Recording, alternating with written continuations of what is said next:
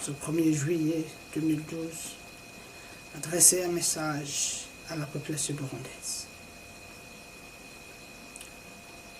Mes chers compatriotes, nos fameuses autorités ont investi des milliers de dollars dans les célébrations de la 50e anniversaire de l'indépendance du Burundi. Une indépendance qui en réalité n'existait pas. Je vous demande, chers compatriotes, de ne pas être distraits par ces célébrations. Célébrations d'une indépendance qui en réalité n'est pas seule que nos autorités, nos héros avaient milité pour. Nos héros avaient voulu une indépendance qui donnerait beaucoup de liberté au peuple. Une indépendance qui permettrait au peuple burundais de disposer d'eux-mêmes, de se sentir chez eux. Et malheureusement, 50 ans après, on observe à l'oppression, intimidation, humiliation, toutes sortes d'atteintes aux droits fondamentaux des citoyens, semblables à ceux que l'on observait à l'époque coloniale. Alors, chers compatriotes, nous pouvons affirmer, sans nous tromper, que notre indépendance a été confisquée par un petit groupe de politiciens corrompus qui utilisent toujours le mensonge en nous disant que nous sommes indépendants, mais en réalité ce sont eux-mêmes qui sont indépendants. Notre indépendance nous aurait permis de vivre en paix, de se sentir chez nous, vivre en sécurité. Et malheureusement, l'insécurité grandissante est observée dans toute la période de 50 ans que nous venons de passer avec la soi-disant indépendance. Tout le monde connaît que notre héros national et ses compagnons ne connaissaient pas d'ethnie. Souvenez-vous, Louis Rassolé, notre héros national, avait épousé une femme qui n'était pas de son ethnie. Souvenez-vous, son compagnon de lutte, Ngendendoumwa, avait épousé une femme qui n'était pas de son ethnie. Et malheureusement, 50 ans plus tard, l'ethnie se trouve au cœur de notre société. Elle est même constitutionnalisée. Et dans de telles situations, je ne vois pas de quelle indépendance nous sommes en train de célébrer. Et cette indépendance qui a été confisquée par un groupe de politiciens corrompus, issus de toutes les ethnies confondues. Et ce groupe fait exactement la même chose que ce que faisait le colonisateur malin. Alors, quiconque comprend ce que c'est indépendance sait qu'il n'y a rien à célébrer aujourd'hui, parce que le pays va mal, très mal. Le pillage étatique et l'impunité sont devenus des politiques étatiques. Les droits et libertés fondamentaux des citoyens sont bafoués. la diversité d'opinion n'existait pas. La mauvaise gouvernance et la corruption font partie intégrante de la politique gouvernementale. Bref, le système d'exploitation que le colonisateur a utilisé reste d'actualité dans notre pays 50 ans après. Il n'y a pas de différence entre ce que le colonisateur faisait et ce que les autorités depuis 1962 jusqu'à aujourd'hui continuent de faire. Souvenez-vous de Michombero.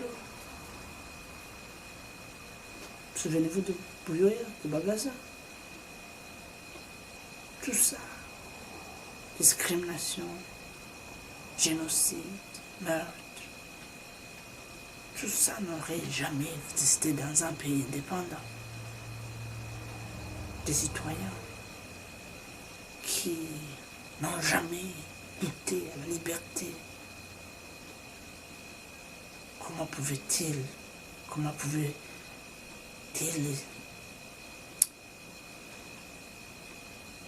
quitter leur pays pour l'exil si vraiment le pays est indépendant? Tous ces prisonniers politiques qui croupissent dans les prisons seulement à cause de leurs idées. Comment est-ce qu'on peut parler d'indépendance dans des conditions pareilles? Alors, on peut affirmer que rien n'a changé. La colonisation reste en vigueur dans notre pays. D'un côté, la majorité burundaise vit dans la misère, exposée à un même problème. La pauvreté grandissante, la violation des droits fondamentaux des citoyens, une population de toutes les ethnies confondues, exposée à toutes sortes d'exploitations possibles. Un groupe de citoyens, de politiciens corrompus, qui se sont établis au trône, qui sont devenus des dieux vivants au Burundi, et avec un seul désir d'amasser des richesses tout en opprimant le peuple. Pour combien de temps allons-nous continuer à observer ce groupe piller nos biens, piétiner nos droits fondamentaux? Pour combien de temps allons-nous accepter d'être divisés en Hutu, Tutsi, toi, pour être facilement exploitables, exactement comme faisait le colonisateur malin? Pour combien de temps allons-nous continuer d'être privés de nos droits fondamentaux au moment où une poignée de politiciens vivent dans l'aisance, au paradis?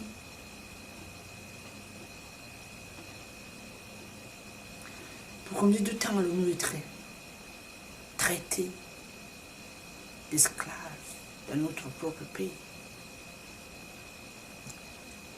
Et comment ces politiciens corrompus peuvent expliquer à un simple citoyen, un citoyen ordinaire, qui ne mange qu'une fois les 2 jours, à peine, que vraiment le Burundi est indépendant? Il y a certes trop de questions sans réponse.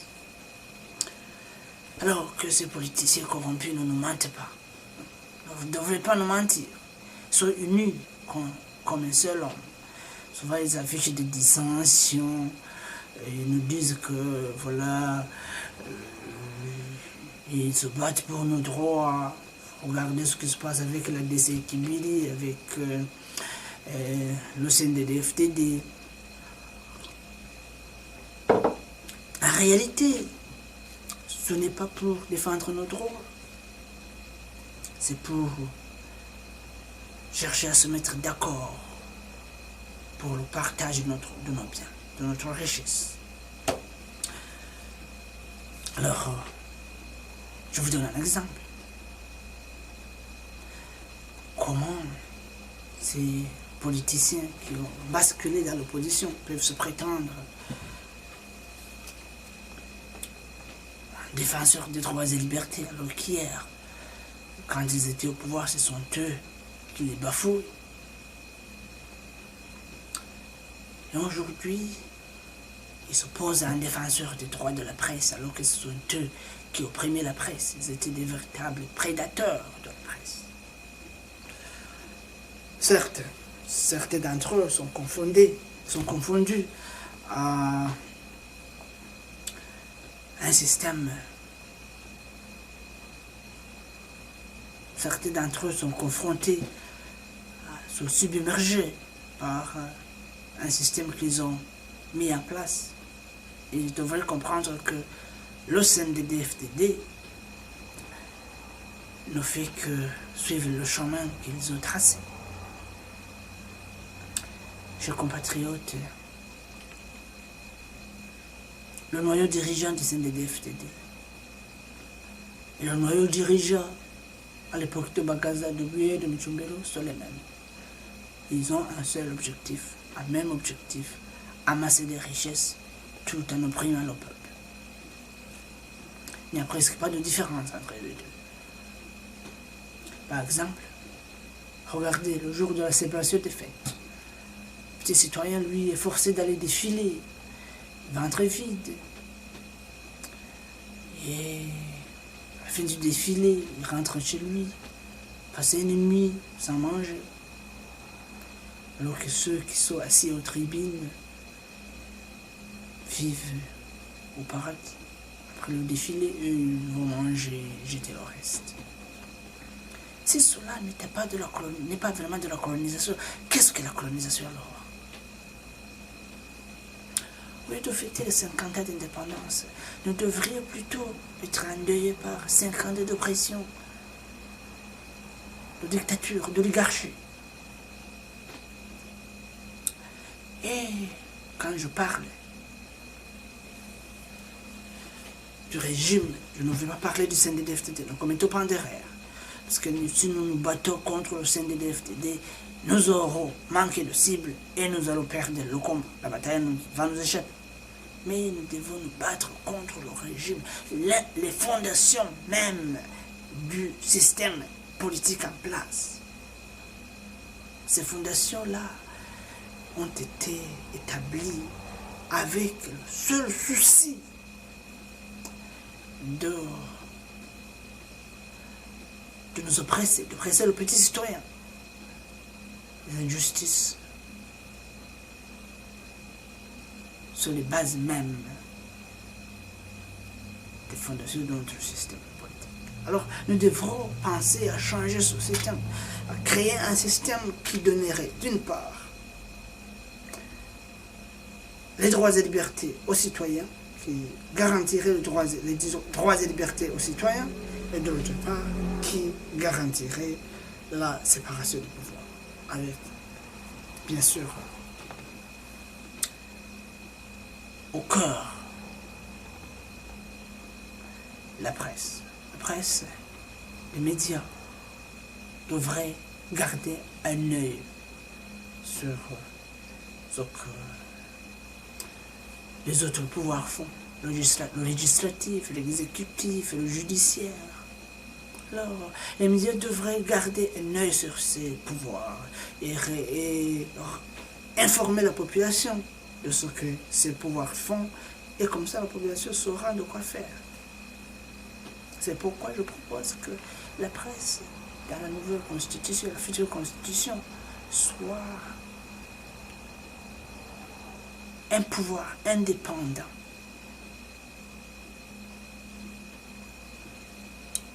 Bien sûr, certains politiciens vous diront de prendre les armes, de lutter contre le CNDD-FDD, mais ça c'est de la farce. Le CNDD-FDD n'est pas à l'origine de nos malheurs. Le CNDD-FDD fait partie de nos malheurs parce qu'il a hérité d'un système désastreux. Il n'a pas détruit ce système, il cherche à l'exploiter de sa manière au profit de ses membres. Ce n'est pas le CNDD-FDD qui a créé ce système. Alors, si nous nous battons contre le CNDD-FDD, nous pouvons gagner la bataille contre le CNDD-FDD, mais le système restera toujours injuste. Alors, si nous voulons créer un système juste, équitable, nous allons focaliser sur les fondations du système. Qu'est-ce que nous avons? Nous n'avons pas la séparation du pouvoir. Alors, nous n'avons pas les droits des citoyens qui sont garantis. Nous devrons nous mettre d'accord sur une constitution qui englobe les deux. La séparation du pouvoir et la protection des droits fondamentaux des citoyens. C'est ça ce qui va nous aider à progresser, à avoir notre indépendance. Alors, ça, nous devons le faire pacifiquement. Avec les élections à venir en 2015, nous pouvons récupérer notre indépendance pacifiquement. La guerre nous a laissé beaucoup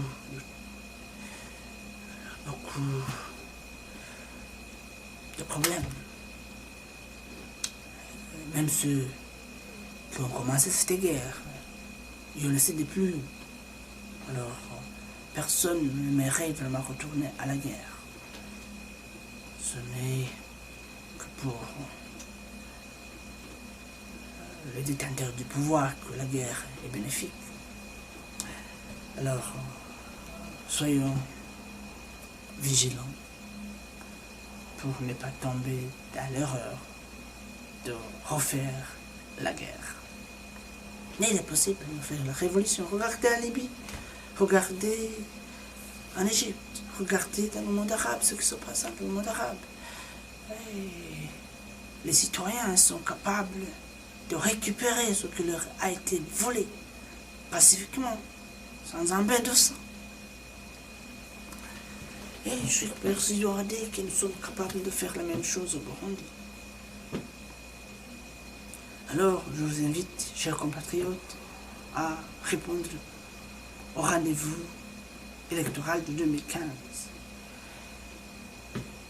pour récupérer notre indépendance, pour récupérer notre richesse qui nous a été volée, pour récupérer nos droits qui nous ont été volés, nos droits qui ont été bafoués et piétinés pendant 50 ans. Il est temps que nous disions, maintenant ça suffit. Et je suis sûr que nous en sommes capables. Ensemble, nous sommes capables de le faire. Unis comme un seul homme, nous sommes capables de le faire. Et je vous invite à le faire. Merci.